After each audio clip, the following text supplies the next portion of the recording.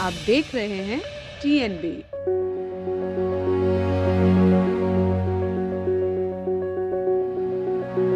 Russia और Ukraine के बीच चल रही जंग के बीच पूरी दुनिया की नजर भारत की तरफ एक आस भरी निगाहों से देख रही है। और अहम बात यह है कि भारत के दोनों ही देशों से गहरे संबंध है। जी हाँ, रूस भारत का अहम रक्षा साझेदार है और यूक्रेन में भारत से बड़ी संख्या में बच्चे मेडिकल की पढ़ाई के लिए जाते हैं। इसी बीच महत्वपूर्ण खबर सामने आई है। इजराइल के प्रधानमंत्री बेनेट पीएम मोदी के निमंत्रण पर अप्रैल की शुरुआत में भारत का दौरा करेंगे।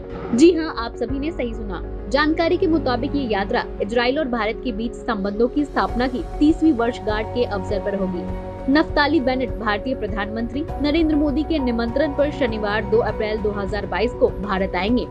इन दोनों नेताओं की पिछली मुलाकात अक्टूबर में ग्लासगो में संयुक्त राष्ट्र जलवायु परिवर्तन सम्मेलन के दौरान हुई थी। तब पीएम मोदी ने इजराइल के प्रधानमंत्री बेनेट को देश की आधिकारिक यात्रा करने के लिए आमंत्रित किया। इसके साथ ही इजराइल और भारत के बीच संबंधों की स्थापना की 30वीं वर्षगांठ को भी चिन्हित करेगी। इजराइल के प्रधानमंत्री बेनेट की इस यात्रा का उद्देश्य दोनों देशों के बीच रणनीतिक गठबंधन को आगे बढ़ाना है और मजबूत करना है। इसके साथ ही द्विपक्षीय संबंधों का विस्तार करने पर भी जोर दिया जाएगा। इसके अलावा दोनों देश के पीएम अर्थव्यवस्था, अनुसंधान और विकास, कृषि और अन्य सहित विभिन्न क्षेत्रों में सहयोग को मजबूत करने पर चर्चा करेंगे। साथ ही इजरायली पीएम ने आगे कहा कि भारतीय और यहूदी संस्कृति के बीच गहरे संबंध है और वो गहरी प्रशंसा और सार्थक सहयोग पर भरोसा करते हैं। ऐसी कई चीजें हैं जो वो सभी भारतीयों से सीख सकते हैं और यही वो करने का प्रयास भी करते हैं। इसके साथ ही आगे उन्होंने कहा कि हम एक साथ मिलकर अन्य क्षेत्रों में अपने सहयोग का विस्तार करेंगे।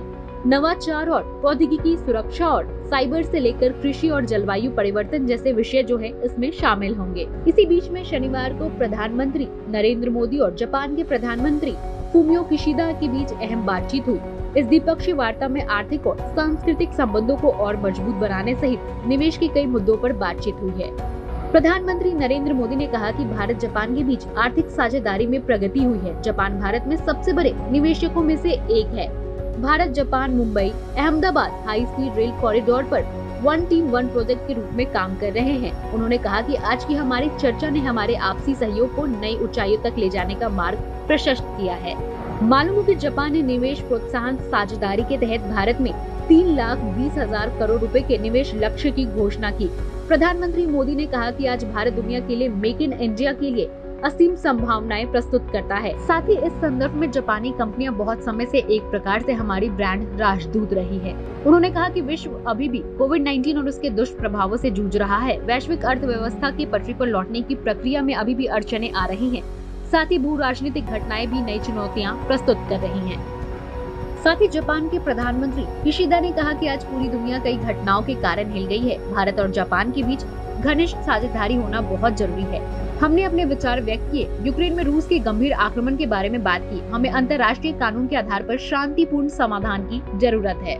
साथ ही जापान के पीएम ने कहा कि दोनों देशों को खुले और मुक्त हिंद प्रशांत के लिए प्रयास बढ़ाने चाहिए। जापान भारत के साथ युद्ध को समाप्त करने की कोशिश करता रहेगा। जापान के पीएम किशिदा दोपहर 3:40 पर एक उच्च स्तरीय प्रतिनिधि मंडल के साथ दिल्ली पहुंचे। जापान सरकार के प्रमुख के तौर पर ये उनकी पहली भारत यात्रा है। हमारे नए अपडेट्स पाने के लिए हमारे चैनल को सब्सक्राइब करें और बेल आइकन पर क्लिक करें। साथ ही हमारे वीडियोस को लाइक और शेयर करना ना भूलें।